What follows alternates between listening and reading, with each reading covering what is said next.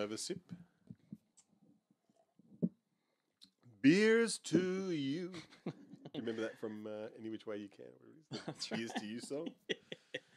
And it's great because the song is with Ray Charles is doing the song with him, and at one point in the song he's like, "I'm gonna have to go. I've got an appointment 2 bar stools down." And then Ray Charles is like, "The pretty little girl in the red dress." And you're like, how does Ray Charles know she's a Red? How can he tell anything? I don't know. Well, there's that. Is it Ray Charles or Stevie Wonder that there's that conspiracy that he's not blind because he caught the microphone that time on video? Yeah, I think it's Stevie Wonder. Yeah. Stop flicking the pen, mate. So it's making noise. We're rolling. Hey, everybody. Hey. How are you? As promised on our podcast, Good Movie Monday, on Monday, yesterday, or whatever day you're watching, whatever date it was we recorded that episode. Ben's beard. It's outrageous. I apologise. It's impressive. I apologise. Impressive. I apologise to my aunt for the shame that I brought upon my ancestors. The episode we just recorded, we spoke about telly movies, made for TV movies, and we're going to just too many titles to fit into an episode, so we're going to just randomly talk about some of those. Talk about some of them. I've got a little list here. I want to just quickly. Okay. I mention these on the show all the time, so I really shouldn't be mentioning these. But I Live with My Dad, great telly movie, Aussie movie. But Riddle of the Stinson, that's the other great one that I've spoken about ad nauseum. With Richard Roxburgh and directed by Chris Noon and Jack Thompson. It's fantastic. So if you haven't seen Riddle of the Stinson, it's on YouTube. Go and watch it. It's a great Aussie film that was lost when the original print or whatever you call it, the master interpositive was destroyed negative. In a flood at the Kennedy Miller lab or whatever the fuck they call that. So it's amazing how these things can be lost. Yeah, like through. Like now you think everything's safe because it's all on hard drives, but hard drives crash. Yes, well, this was back in a time when I used to create Facebook pages, to get momentum behind releasing or bringing something back, and Riddle of the Stinson was one of them, and we were pushing for it. Frog Dreaming was another in the early days, and yes, one of the creatives got in touch with us and said, "No, that's gone forever. Never get a release." Should do one for Coda. Yeah, why not? A symphony of suspense. As mentioned on the show. Name some. Throw some at me. I've got maybe 10 written here. I won't go through them all. Well, one that I was going to talk about on the show that we didn't because it was I had more than the 5 allotted to me this week was The Legend of Sleepy Hollow from 1980. Which you mentioned on the show 2 weeks ago. 2 weeks ago, yeah. I mean, I love this film. Hang on. Who was in this? Tim Curry? No, it's got a great cast. It's Jeff Goldblum plays yeah. Ichabod Crane. That's it. Meg Foster is Katrina Van Tassel. Dick Butkus, one of my favourite actors / football players. Dick Butkus plays Bram Bones. Paul Sand is Frederick Dutcher. Laura Campbell plays Thelma Dunkey. It's much more of a the Headless Horseman does feature in it, but it's much more of a the school is built on a Indian burial ground and all this kind of stuff, and it's very light. And Jeff Goldblum is completely unflappable as Ichabod Crane. It's really good, like a super entertaining thing. It's on YouTube. You can watch it if you want right now, and I highly recommend it. Oh, and friend of ours. Marneen Lynn Fields is actually in it. She has an uncredited appearance as one of the carol singers that Ichabod, or not carol, he teaches a choir. Yep. She's one of the You're joking. The singers in it. I only found that out today when I was kind of going back through it. And I'm like, oh my God. Yeah. It's young Marneen. Amazing. What about, actually, do you remember there was The Love Bug, which was the reboot / sequel to the Herbie series? Yeah. Starring Bruce Campbell. I do remember that one. That was great. It's a fantastic film, but that was directed by Peyton Reed, who went on to make the Ant-Man movies for Marvel. He did Bring It On. Yeah. Bring It On. Actually, funnily enough, speaking of directors, I did want to... The guy who directed Legend of Sleepy Hollow, Henning... I'm going to butcher his last name. Schellerup. It's SCH. I don't know how you pronounce those. But he... Apart from directing it, and he did a bunch of made-for-TV movies, but he also directed a whole bunch of porn under the name Hans Christian. I love that. which is I always love it. But unlike like a whole bunch of them, like Chuck Vincent did a bunch of movies, but he always mainstream movies. But he always used to cast porn people in like little roles and stuff like that. Like they were in it. Not Henning. No people from Who's porn. the most mainstream filmmaker that started in pornos? Because you got your Barry Sonnenfeld that did Men in Black and Addams Family. He started Men in Black, you have sex with each other. He was he was a porno director before he became a Hollywood director. Barry Sonnenfeld. Yes, absolutely. I thought he started off as he was the Coen Brothers editor. Yeah, before that. Go back, have a look. Yeah, for sure. Well, I know the guy I can't remember his name, but who directed Reform School Girls and stuff. He did a lot of gay porn. Directed a lot of gay porn prior Surprising to that. how many filmmakers you go and look at and they've got like another handle and they make all these gay porn movies. They make porn. Like Dave Dakota has done it. There's money in it. Hey, a good one that I thought of the other day was Holy Flying Circus. Did you see that one? It's the story of the Monty Python. Oh right. It is wonderful. It takes place in that time when Life of Brian had been made. Do you know the famous interview where the church guys are giving them shit about Life of Brian? Yeah. It chronicles that moment and everything around it. And the best thing about it is made like it's a Monty Python film, so you don't know what's fact and what's fiction, and that's always addressed in it. Like they break the fourth wall, and then you watch something, you go, that's fact, and you're like, hang on, but that's not, and it's just so weird. The thing that's so weird, when you watch that video, you're like, the Catholic priest is just talking out of his ass the whole time. And how frustrated Palin was getting. Yeah. Really frustrated. And the best thing about this Holy Flying Circus is everyone that's playing the Pythons, like, spot on. Yeah, absolutely spot on. And apparently in real life, all the Pythons were, they got behind it. They said, this is really good stuff. It's made by the guy that made, that In the Loop. Is that what it was called? That movie version of another TV show? Yeah, which In the Loop was the the TV show as well? That's the guy that created this. Whatever. Yeah, no, the thick of it. Thick of it, that's the it. Thick of it was a TV series. So the guy that made that made this. Yeah, right. And so the Pythons all really enjoyed it, and John Cleese was the one that didn't. John Cleese is like, I don't like his portrayal of me. It's like, he is you to a T, like spot on. And you don't like what you see. Yeah. Right? But I think Terry Jones said, Palin said, well, how can we get offended by someone taking the piss out of us when that's all we did for our entire careers? Yeah, no, that's always I do thoroughly enjoy that. Yeah, biopics, funnily enough, biopics are like a major subgenre of made-for-TV movies. Yeah. Like, I mean, we were doing the thing a couple of weeks ago. There was a Britney Spears biopic that I wanted to do. You mentioned the TLC one. Like MC Hammer had one. Hammer had one. Vanilla Ice, I think, had one. Like, they're great. I ended up watching for the show. I watched Stand By Your Man, the Tammy Wynette story from 1981. Did it cover the KLF? It does not cover the KLF. It actually is a bit disappointing. It stars Annette O'Toole. Annette O'Toole plays Tammy Wynette, and she did all her own singing, and the singing is phenomenal in it. Like, she's got a really great voice. But unfortunately, the movie is less about Tammy Wynette's career and more about her disastrous two marriages. Like one to her first husband, who's just like a regular guy, but then she later married George Jones, who was this phenomenal alcoholic and had a lot of kind of issues.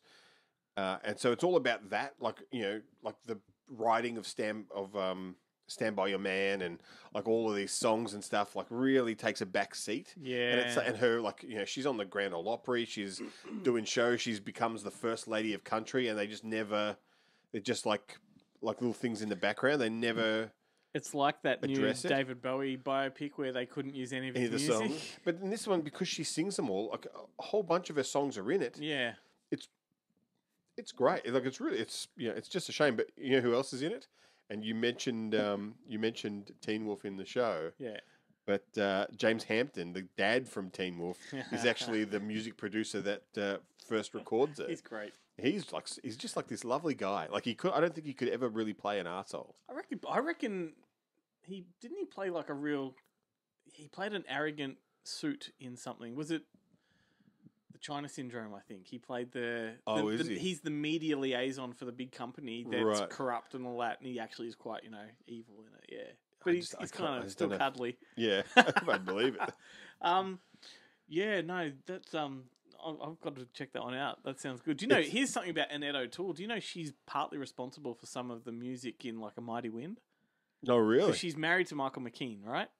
I didn't know that. I didn't know that she was married to Michael McKean. And okay. A Mighty Wind was being sort of written at the time that she was in Smallville, and so she lived in LA and she drove to Vancouver with Michael McKean. He'd drive her there and back, right? And they used the road trip to write songs. Yeah, right. And some of those songs made it into the film. Amazing. I know, what a trip that would be. Yeah. If only she had made films like Not So Tiny Tim and stuff as well, and the whole thing her character was based on her. She's really good. Like, she's been in some great movies. Like, she was in that basketball biopic about it's like kind of like a Rudy type story about this kid who ends up getting like horrible bone cancer. Oh no, that's the one that that the Boneheads talked about on the show. It was Luke's dream, or like Luke's song. A Brian's song. No, Brian's song. No, that's with James Caan. That's a different movie. There's a remake of Brian's song though, like a made for TV one. Yeah, but this one. is not. Okay, not this one. is not it. No, this one's it's because she's his tutor in school, and it's about their thing. It's a really good movie. I just can't think of the name. She's best legs in the 8th grade.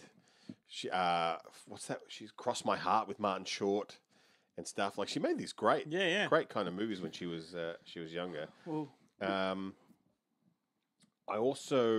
I did, like I always talk about in the show, so I'm not going to talk about it now. But there is Cast a Deadly Spell and Witch Hunt, two great HBO made for TV movies. HBO did great movies, like The Late Shift, like all those 91s are great. They were the kind of the home of the best. These days, like, we don't think of TV movies like we used to because they're everywhere.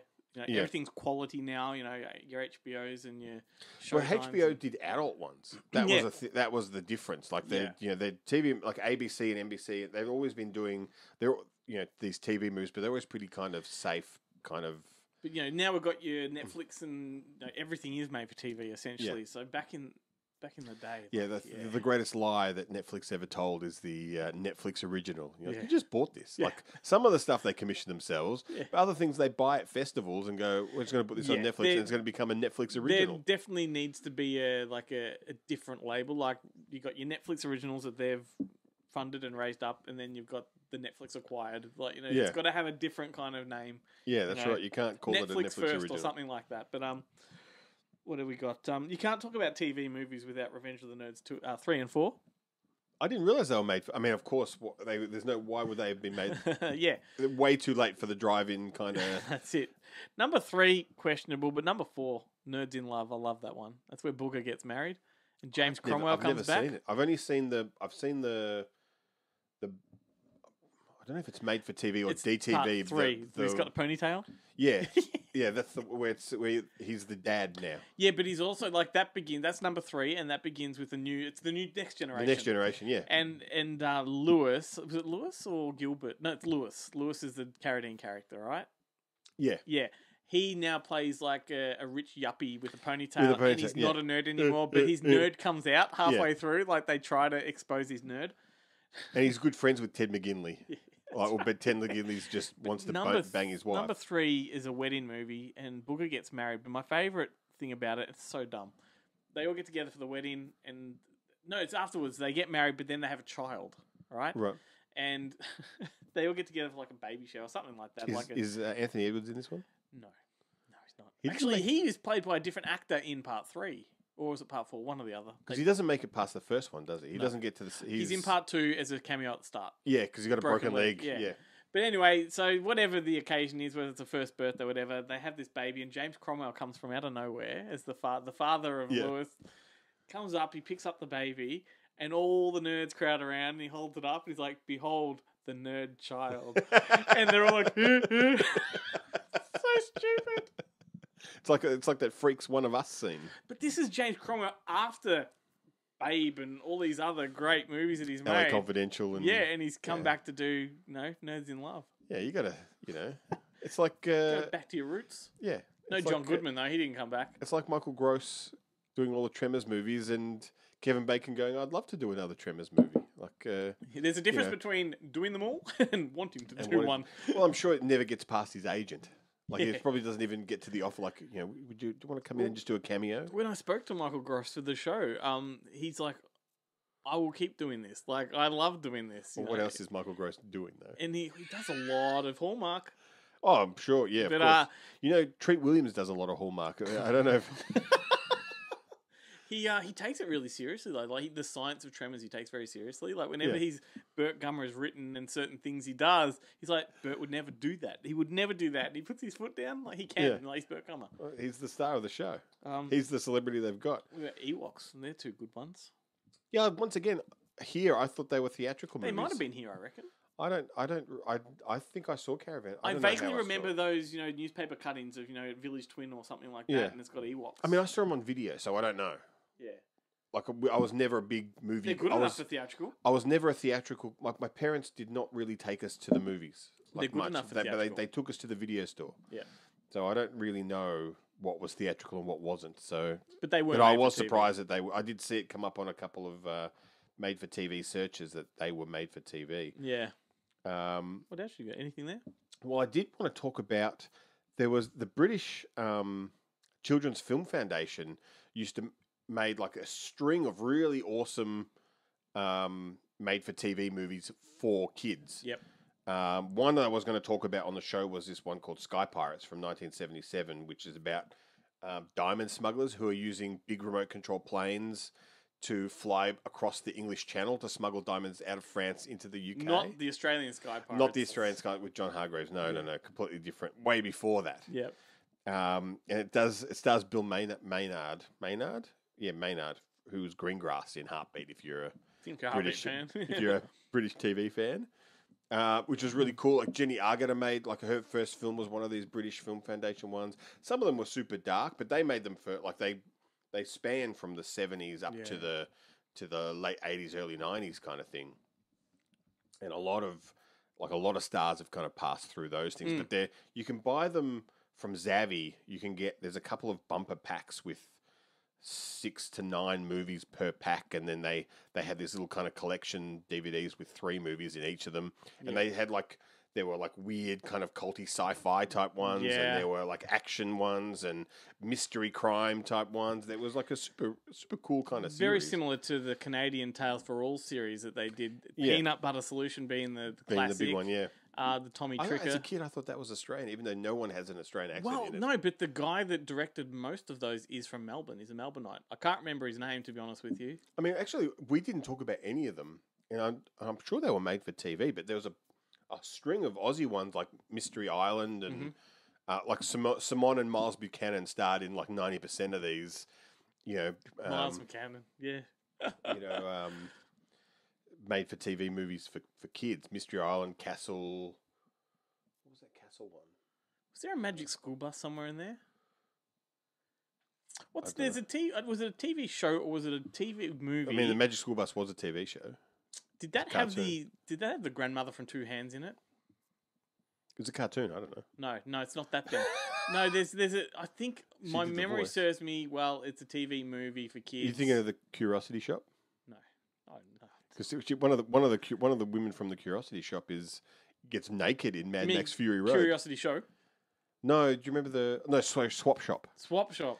Yeah, when Megan Gale and the old women are in the desert or whatever it is, and was one of the women from that was from Swap Shop. No. Do you remember Two Hands? The grandmother's like, no, go and see your mum, love. I don't remember. I only really remember Brian Brown Okay, from Two Hands. that is a lovely pterodactyl. No. Okay, never mind. What else? I should go back and watch it. Yeah, before we wrap it up, I did watch one of the others that I did watch was because I'm surprised not more of these didn't feature into my list, but I watched Babysitter's Black Book, which is one of those babysitter turned their babysitting service becomes a prostitute service for dads. it's like daddy daycare. Daddy Daycare, the adult version.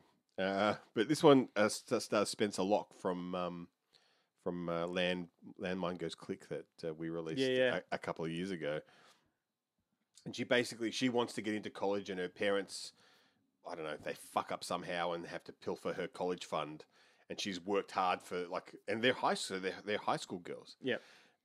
Worked hard to get into some fancy Ivy League school, and then when she finds out that she doesn't have any money, and the babysitting isn't covering it, one of her friends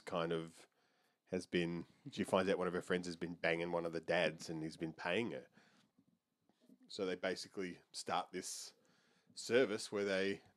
Sounds good. They leave the kids unattended for 15 minutes, bang the dad, and then back to the babysitting. And, and then, of course, they get busted, and it's a big scandal and all this kind of stuff. But it's pretty... Sounds good. It's actually... and one of the dads is Captain Awesome from Chuck. That's his name in the movie? That's his name. That's his... He's the I'd like you to meet my husband, Captain Awesome. The only other ones I wanted to quickly mention were the 5 Operation Delta Force movies. I love those. Which is Chuck Norris in them? No, he wasn't in number 3 either. Is Lee Marvin in it? That was the chair. That was not me. So it could have been me. I could feel it coming. Well, Sam Furstenberg, I think is his name, the Canon staple filmmaker that I think he made one of the Delta Force movies and American Ninjas and... I think that's his name. That sound right? Yeah, that sounds right. Yeah, well, he made Operation Delta Force, which is essentially I could just look up by looking at Operation, but I'm like, no, I'm just going to look up American Ninja. So if it's not the guy from that, then we're in trouble. Yeah, Sam Furstenberg. That's it. And it's a spin-off essentially from Delta Force. It just takes the premise with a new cast, and they're great movies. Yeah, right. We've had this discussion many times. I don't like the Delta Force movies, but I'm not a big fan of a lot of the military Vietnam I reckon you'd like missing in number action. 3. If you're going to watch any of the movies, I reckon you'd like number 3. Delta Force 3. Yeah, because it's got the sons Killing and Game. It's got the sons and the brothers of all these Hollywood greats. So you got like Eric Douglas instead of Kirk Douglas. You got Mike Norris instead of Chuck Norris. You got John what's his name? Nick Cassavetes. Nick Cassavetes is there. The now famous director Nick Cassavetes. Yeah. It's a great director of The Notebook. Number 3 is fantastic, and it came about because Chuck Norris decided not to do it when a stuntman died in a helicopter crash, making number 2. Like because John Landis set the charges, whatever. I really like Mike Norris because he's in one of my favorite Palace releases, which I think it's a survival game is what it's called. It's a great kind of action movie with Seymour Cassel. Seymour Cassel pops up as I think he's the gangster trying to kill them, or he's the dad. It's the girl's dad that Mike Norris ends up helping out. And they have there's a showdown in a bed factory and stuff. It's cool. It's a cool movie. I like Mike Norris. Yeah, he directs a lot of faith films now. Oh, does he? Is he hanging out with Kirk Cameron? He directs a lot of those newer Chuck Norris ones, Yeah. Sure. Is Chuck Norris? He's still making crap. He's still I heard that I thought he had the Alzheimer's or something. I don't think so. No. I think I saw a fresh video of him recently talking about Joe Biden. The Bowflex? That's all I see. I see him and Christy Brinkley all the time on late night TV. Anyway, it'll be interesting to see how many people have stuck it out to this point in the video. It's a long one. If you are still watching, drop a comment saying I'm still here, and that'll prove that you got this far. Thanks for watching, and see you on Thursday night.